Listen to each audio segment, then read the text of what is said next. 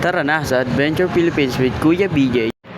Good morning Adventure Philippines. Nandito tayo ngayon sa aking bagong bike. Second hand lang ito, kaya tamang linis-linis lang muna tayo. Alam ko naman na hindi ko pa afford bumili ng magandang adventure bike. Pero soon, kaya tamang punas-punas.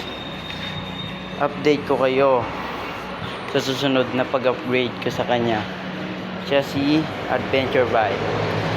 Bago pa lang yan mga idol. Second hand lang talaga. Kaya kailangan natin punas-punas lang, tamang linis. Medyo marami pa akong papalitan dyan, tulad ng brake nya. Palitan na din yan mga adventure.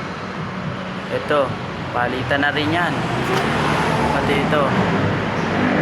ito naman parang kaya pa naman to mga adventure, kahit di ba to palitan, pwede ba to. Pero ito medyo papapalitan ko na rin yan kasi kinakalawang na siya. Kinakalawang na Mas marami na rin siyang gas-gas. Kita na, pero parang ito pwede ba yan. Pero itong kanyang nag-work pa naman siya, pero kinakalawang na rin, pwede na rin palitan.